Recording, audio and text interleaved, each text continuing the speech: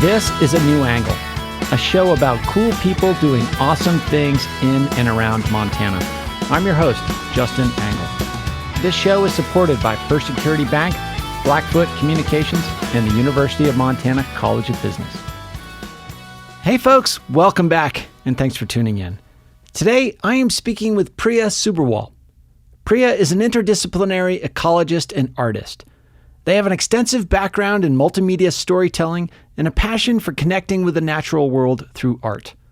The least interesting rooms to be in are the rooms where there's only one voice or only one story. And that's all of our responsibility then to show up with what we have. I recently met Priya at a storytelling event at the Missoula Public Library, where they recited a powerful poem about wildfire. Since we share an interest in the topic, I invited Priya to come on the show to chat about our respective approaches to storytelling. Priya, thanks for coming on the show. Yeah, thanks for having me. Happy to be here. So tell us, where did you grow up and what did your parents do? I grew up in Frisco, Colorado, a tiny little alpine town. My dad worked in the food industry and my mom was a teacher. Okay. And you went to college at NYU. How did you make your way east for college? I think growing up in a small town, I really had I got to get out and get to the big city type vibes. That is certainly a move to the big city, one of the biggest. Yeah, talk about your experience there. I loved it. I definitely feel like as a young queer kid and artist, like the New York scene gave me a space to kind of come into myself that I didn't quite find in my small town. It was also a super interesting place to start to study environmental studies, which was what I went to college for, and to start to pay attention to ecologies in such an urban space. That was really cool.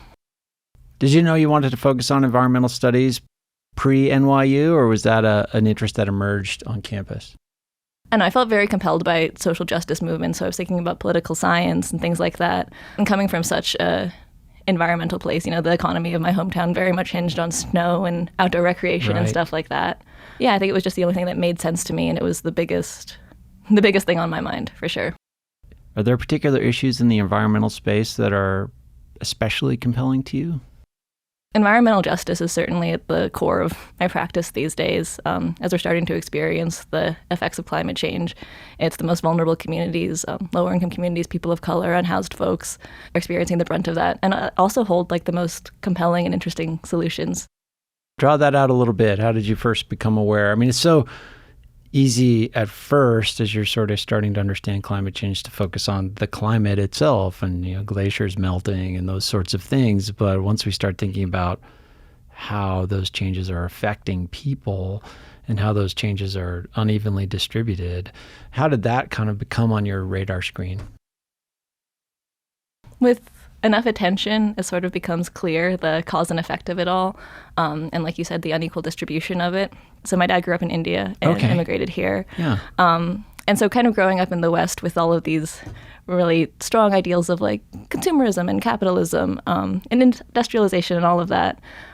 Meanwhile, we would go back to India and visit, and there would just be all of this trash flooding the rivers and things like that. And the air was just full of smog.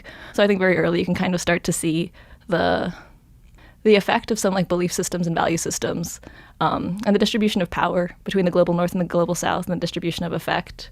And moving to New York as well, and watching how coastal communities, and often the communities that were most impacted by things like seawater rise, are the lower income neighborhoods in New York, the projects and stuff. So almost everywhere you look, you can see the most vulnerable communities being impacted by climate consequences that they didn't cause and aren't responsible for.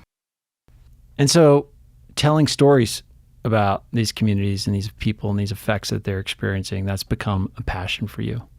I feel like storytelling and communication is one of the most valuable things that I've found in responding to the climate crisis and adapting to it. And I feel like often we get kind of overwhelmed and frightened with the realities that we're in. And despair doesn't get us very far. Mm-hmm. I saw something on the internet earlier today that I wish I could remember who said it. It's a quote, but despair has never once benefited the oppressed, only the oppressor. So trying to focus on storytelling and communication in ways that are both hopeful and honest, which is a tough Venn diagram. Yeah, and so you finish up at NYU and you come here to the University of Montana to pursue a master's degree in environmental studies. Talk about that choice. How did UM's program land on your radar? It was actually kind of funny. Mark Sundin, who's my advisor and a writer here in the Environmental Studies Department, he called me up one day at NYU and was like, hey, I read your application. Would you like to move to Montana and become a writer? We'll give you a TA-ship job and come visit the program, check it out, see if you like it. And without knowing much more than that, I kind of said yes. How's landing in Missoula? I really like it. Yeah. It's a lot like where I grew up. I love the mountains. I always feel like without like mountains in my landscape, it's like my lid's blown off. I have no idea where I am. So we met a few weeks ago at a storytelling event at the Missoula Public Library with a focus on resilience. And we both sort of talked about wildfire from quite different perspectives with different sort of choices about approaching the story. Mm-hmm. With that setup, just talk about how you were invited to join that event and why wildfire is interesting to you. So Robin Saha, the director of the department, approached me and asked if I had a poem or a short story for the event or if I wanted to write one.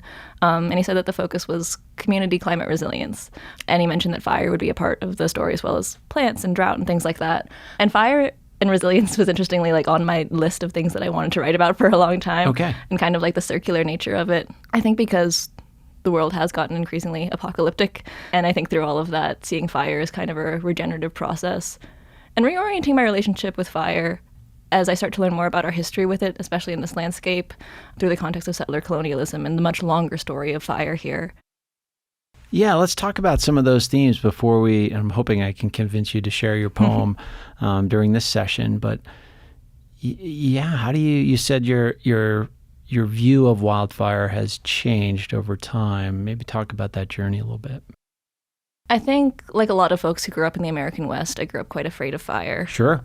We'd have here's what you do if your house burns down trainings at school. And I remember I would sleep with my teddy bears in a way that I could stand up and run if my house started burning down. It was a deep fear in my body for a very long time. There's some good reason for that. Absolutely. It can be a scary thing. Yeah. And you lived in a zone that was vulnerable to wildfire on a regular basis. Mm-hmm. And I've had friends and family lose their houses and have to completely restart. And yes. I fully understand the destructive capacity of fire. It's a deeply terrifying thing. And then as I got to undergrad and throughout grad school, I also started to realize that our impulse to suppress all fires is a very recent phenomenon, but it's something that sort of emerged in the past century or so.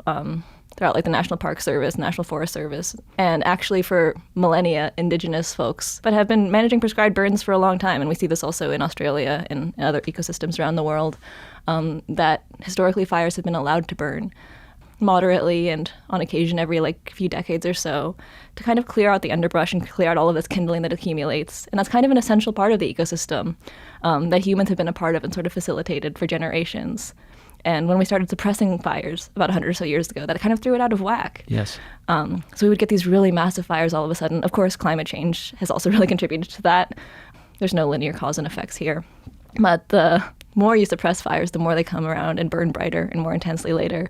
So these massive fires that I was growing up with that were so terrifying were actually a result of decades of suppression and not letting things burn when they should. And in your poem and in your approach here, you've talked about, you mentioned settler colonialism a moment ago. Not only have we made a decision, I say we, the United States writ large has decided to put out fires, to suppress fire. And that position, in fairness, has softened in recent decades. And I think we're sort of learning that it's really hard to roll back a policy of suppression once we have a society that's sort of adapted to that. Set that aside for a moment. The policy of suppression is also a policy of suppressing culture, as you mentioned. Not only were fires allowed to burn regularly, they were also embraced and intentionally set by a lot of indigenous cultures. Talk about your sort of understanding and exploration of those ideas. Yeah, I think that's a really important thing that you've hit on, that it's not just the suppression of a practice, but the suppression of a community and a value system and a belief system that goes with that. And I'm not Indigenous, and so I can't speak for this community, obviously.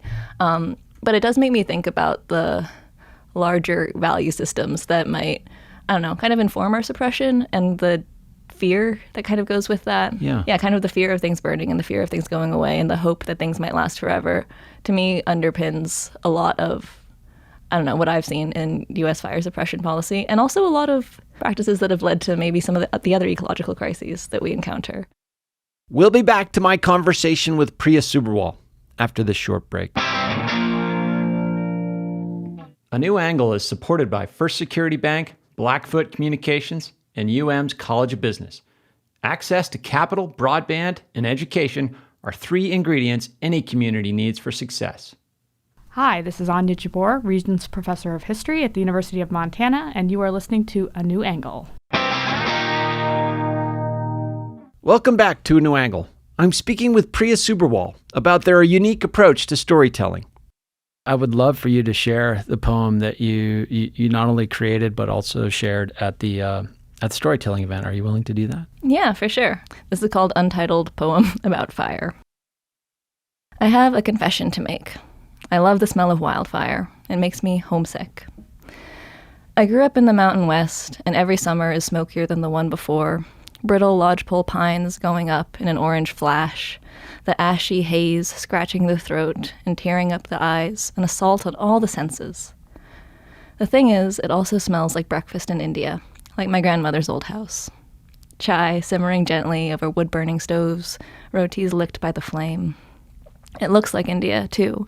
Sunlight filtering through the smoke in the softest, warmest orange, the polluted haze of our shared smog, a pinkish glow I now know mostly through memory and rose-colored nostalgia. A sunrise that lasts the whole day. Even now, as climate chaos crispens the landscape that I call home, I can't help but soften at the smell of things coming undone. Forgive me for loving a burning world. You see, I have no other world, and I have no other love. The thing is, I believe in life after death, not because I'm a little bit Buddhist or a little bit Hindu, but because I'm a little bit of an ecologist, so I can tell you that the seeds of a lodgepole pine are fire activated, meaning their cones are closed tightly with this resin that melts when exposed to the flame, meaning that they must burn in order to become, meaning encoded in their bodies is the anticipation of destruction, the understanding that something must end for new life to grow, that if fires are allowed to burn, they will clear the understory so that young saplings have room to root, churn nutrients back into the soil, make space for life to cycle over itself. The thing is, life doesn't always move in cycles. Sometimes it moves in spirals. The thing is, we can't talk about fire in the American West without talking about fear. About how, for the last century or so, suppression was the settler law of the land. Smokey Bear and his promise that only you can prevent forest fire. You see, that's how I knew he wasn't a real bear. If he was, he'd have been paying attention, would have noticed native folks tending wildfires like a careful hearth for generations, would have watched the pine cones melt and crack open into fresh green every few decades, the entire ecosystem unfolding and stitching itself back together again, and the humans a crucial part of it all. And maybe he would have said something else, like, why the hell are you trying to prevent forest fires in the first place? And what are you so afraid of? And what, you thought you were going to live forever? All that suppression, the refusal to let things burn, it adds up. It lets kindling accumulate for generations, layer the forest floor in matchsticks, ready to boom in an instant blaze at the smallest spark, burn brighter, hotter, hungrier. Things always come back around, and nothing, and no one, can be suppressed forever. Did you know the U.S. military-industrial complex is the largest institutional contributor to climate change? The U.S. imperial war machine will burn and Palestine will be free. The U.S. imperial war machine will burn and the Weelaunee forest in Atlanta will be free. The empires will burn and we will be free. The empires will burn and we will be free. The empires will burn and we will be free. There is an inevitability to fire. There is an inevitability to the seeds that emerge from the ashes. There's responsibility there, too. What I'm saying is there must be a difference between the fire under the simmering stove of the slowly burnt chai in Delhi and the fire that burned for a week in the valley last May, and the fires that indigenous people light in the tall grasses of their homes, that burn gently like the edge of a piece of paper, and the fire that I use to light a cigarette on the rare, impulsive, indulgent occasion, spark in hand, and the fire that is burning somewhere else right now. But I think what they all have in common might be a sense of responsibility, both for destruction and for what comes after. Fire demands attention, and left untended becomes dangerous. Attention is not control. It is humility and curious attempts at understanding. Mary Oliver says attention is the beginning of devotion, and I think she's right. And I think attention is part of the difference between fire starters and fire tenders. I think to tend fire, we must be tender. What I am saying is all I have are these two hands, and you have yours. And the fact of the matter is that we are capable of burning things, for better or for worse, and often for both. And we are left with what has been burned. And I like the smell of wildfires, of things coming undone. It smells like breakfast and looks like a sunrise that lasts all day. That's beautiful. Thank you. Thank you. Can I ask you what you feel when you create something like that, but also when you recite it? It makes me feel, I don't know, I feel like writing at this point is a thing that my body does to process feelings that are a little bit on the edge of being known or named. And then to recite it and to have someone hear it, to put it out into the world, I think is the second half of that, kind of trying to collectively get to an emotion that's a bit tough to land on. Yeah. And yeah, I feel conflicting emotions when I think about fire, and so it's helpful to kind of chew on those emotions. Yeah, not being a creative writer, I'm just fascinated by your process and experience of that process. So for me, like I do a lot of academic writing. When I'm writing, I'm thinking about like sentence structure and how persuasive this is, and do I have the right arguments, and are they structured in the right way and supported in the right way? What's the process of creating something like a poem? How do you even go about it? Yeah, I don't know. Sometimes it feels like I just put my brain into a blender and then something comes out. Okay. I suppose the answer is just like a lot of cups of tea. I often feel that before I start writing a poem, I start with like the emotions that I have. And I guess the intention here was literally to write a poem about fire for the message of community resilience. And so I'm grateful that I had an assignment to write to. Yeah. I think that is always helpful. And I've always felt quite conflicted about how I love the smell of wildfire, how it brings up this eerie nostalgia for me. Your work sounds both, there's a heaviness to it. Like it feels like it's meeting the seriousness of the topic. Yet there's also a hopefulness and a whimsy to it. Talk about those emotions, and I can see that sort of play. I could see it in your body as you were reciting the poem. What I guess what I'm asking is, in the midst of this heaviness, how do you maintain a playful relationship with the topic? I mean, I do feel like we have kind of an obligation to hope, and a responsibility to it. Yeah, and I think sitting with complexity and letting things be both full of despair and hopeful is also something that's really important. I think we as humans love to categorize things, either doom or hope. Sure. Binary. Yeah, we'll either make it out or we won't. And the fact of the matter is that we'll make it out a little bit and some of us won't, and nothing is ever very clear. And yeah, sitting with multiple truths at once, that like it has never been this bad and it will continue to get worse. And, there will continue to be seedlings and children and tadpoles. And I have a responsibility to them to love this world and put my best into it, even if I don't always believe it. And I think that is one of the most important things about hope. It doesn't have to be true in order to be useful. Are there specific things that make you hopeful? Are there examples where you look to a group of people or an organization or a place that, like, hey, they seem to be onto something here? Yeah, two things come to mind for that. I guess for one, I'll say that I'm always and forever will be inspired by movements towards collective liberation of the past, particularly like Black liberation movements, queer and trans liberation movements, the people who came before us who didn't get to see how it was all turning out, knowing, of course, that it hasn't turned out and will always be turning. I just see this incredible lineage of people fighting for futures that they could not quite see, and having hope in spite of the most bleak circumstances. And if they could do it, we could do something like it at least. And also from like the ecology around me all the time. Right now it is winter, so maybe I shouldn't be feeling this hope, but I'm watching the buds sprout. And I was out walking around Blue Mountain yesterday and I saw this like fresh green grass and moss. And I think that's the thing, isn't it? Like sitting with the cognitive dissonance of this is winter and it's eerie that it is so warm, and it's climate change and El Nino and all of that. And my little seasonal depression body is like lusting for the sunlight and just like, I don't know, my heart is opening up watching this early spring happen. And I'll take hope even if it's in weird places, Sure. Even if it's climate change induced, because everything is at this point. I mean, where do you see your work going at this point? Like, what are you working on broadly in your master's program? And then where do you see that program and your accumulation of experiences and expressions so far pointing to? Ideally, I'd love to keep working in media and communication and keep writing and also keep working with the land and farming. keeping a balance of those things. I think those of us who work in storytelling often spend our days touching a computer. And we focused on your poetry and writing, but you're also a videographer, you do digital multimedia. Talk about your approach to using a wide variety of media in your storytelling. I've always found really compelling stories coming from a wide variety of places, like documentary films and poetry and graphic art and all of that. And I think I realized that there are just so many ways that story can impact people. And a lot of people aren't readers, A lot of people learn visually. A lot of people learn with a soundtrack.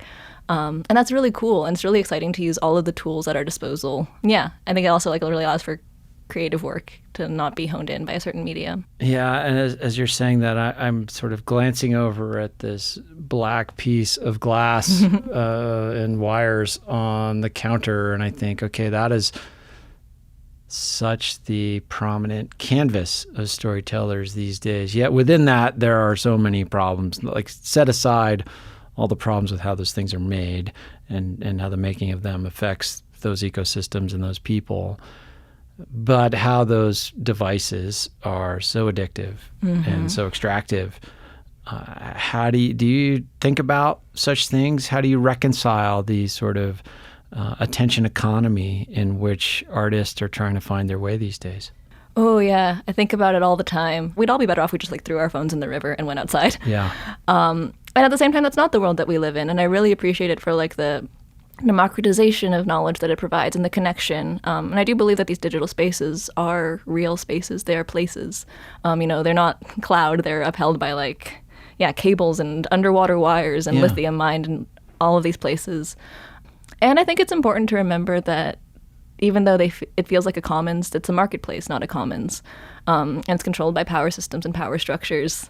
Right now, one of my jobs is I work as a graphic artist for a company on Instagram, and it's wild the amount of words that we can't say because of meta policies, the amount of backbending that we have to do around the algorithm. And so even though it feels like such a freely accessible space, and I do feel like many times it's the closest thing to a commons that we sometimes have in media, which is, I think, probably a problem. We have to acknowledge that it is not a neutral space, and there are restrictions that come with that.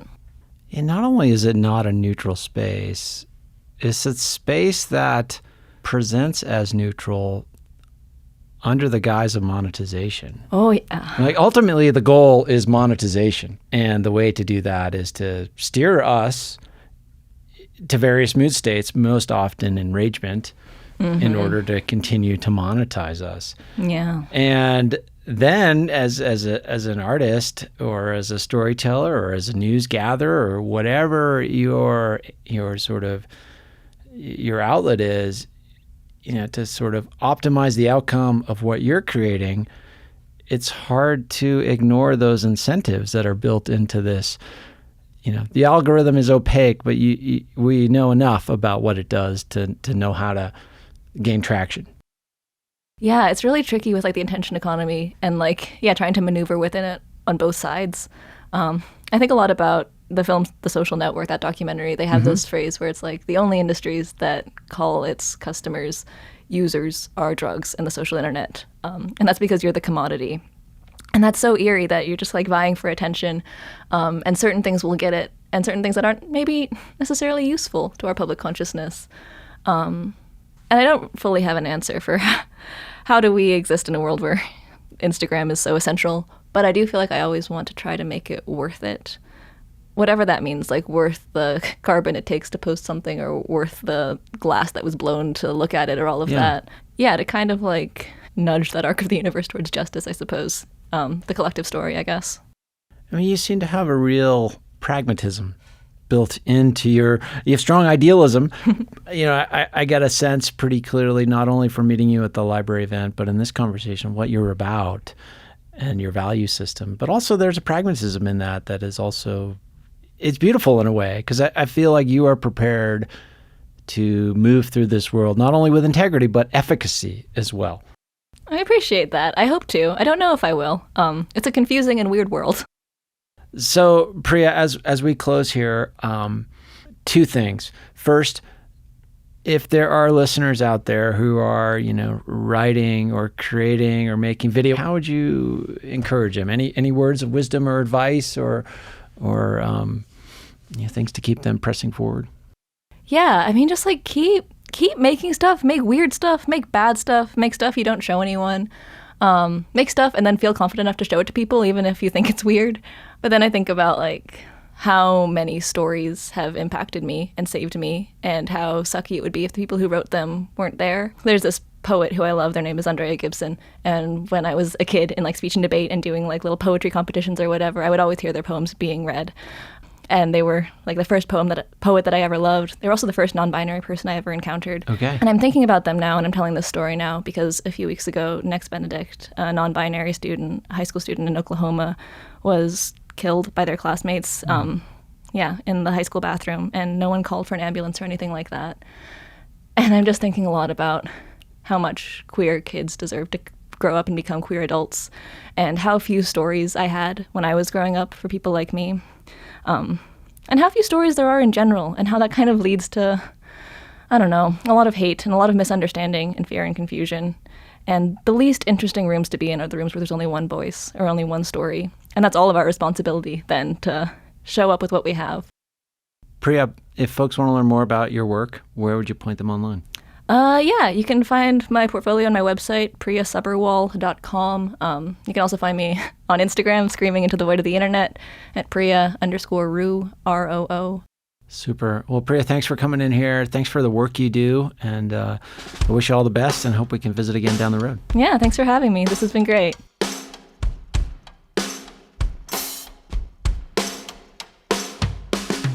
Thanks for listening to A New Angle. We really appreciate it. And we're coming to you from Studio 49, a generous gift from UM alums Michelle and Lauren Hansen. A New Angle is presented by First Security Bank, Blackfoot Communications, and the University of Montana College of Business, with additional support from Consolidated Electrical Distributors, Drum Coffee, and Montana Public Radio. Keely Larson is our producer. Maddie Jordan is our production assistant. VTO, Jeff Ament, and John Wicks made our music, and Jeff Meese is our master of all things sound. Thanks a lot, and see you next time.